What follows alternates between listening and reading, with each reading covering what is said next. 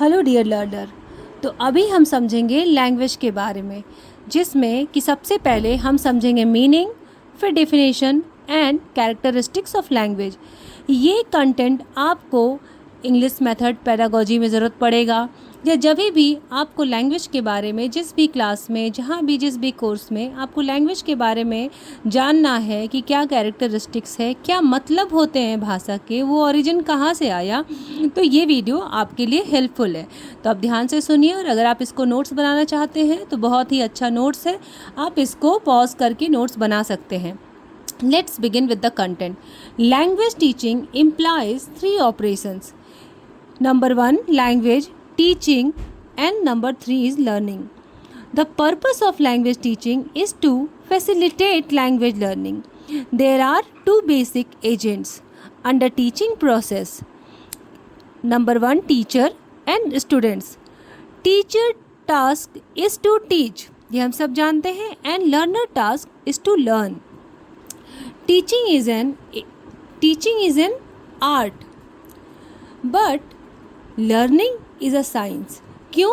Why so? Because teaching, किसी भी teachers को पढ़ाने के लिए उसे कई अलग तरीके के मेथड्स, स्ट्रैटेजीज, अप्रोचेस से वो पढ़ाता है।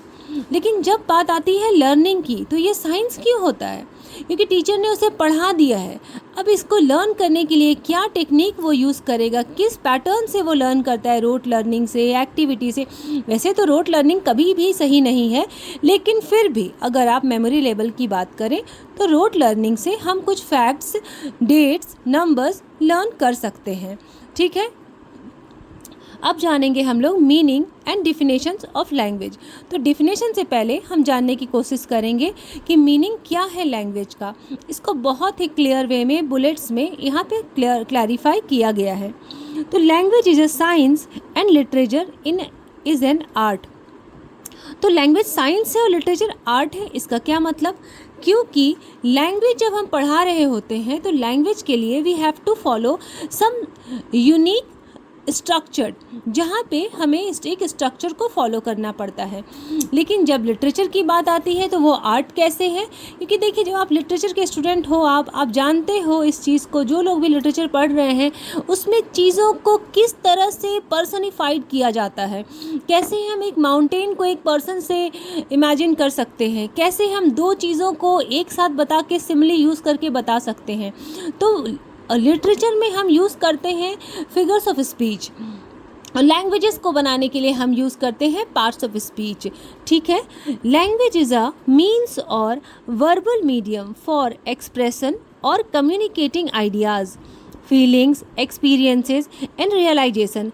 आप कभी सोचना कि अगर आपके पास बहुत सारी फीलिंग्स है, या किसी को कुछ भी कहना है, किसी के बारे में कुछ भी सोच रहे हो, तो क्या बिना भाषा के, बिना लैंग्वेज के आप वो एक्सप्रेस कर सकते हो? नहीं कर सकते हो।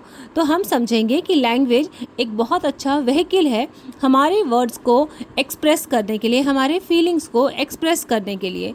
Language requires 4 basic skills.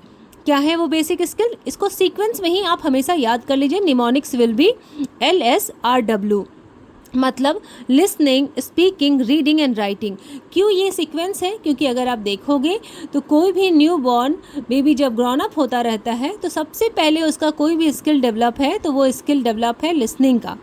जब वो अच्छे से सुन पाता है, कुछ दिन बाद वो फिर बोलने की कोशिश करता है, नए नए शब्द को सुनता है, फिर समझता है और इमिटेट करके बोलने की कोशिश करता है। और जब वो स्टेज उनका क्रॉस करता है, वो रीडिंग, जैसे वो रीडिंग करने लगते हैं, फिर उनको राइटिंग के प्रोसेस में आना पड़ता है, तब वो राइटिंग करना स्टार्ट करते हैं। तो वो सबसे लास्ट स्किल है लैंग्वेज का। Language is concern with letters, alphabets, words and formation of sentences.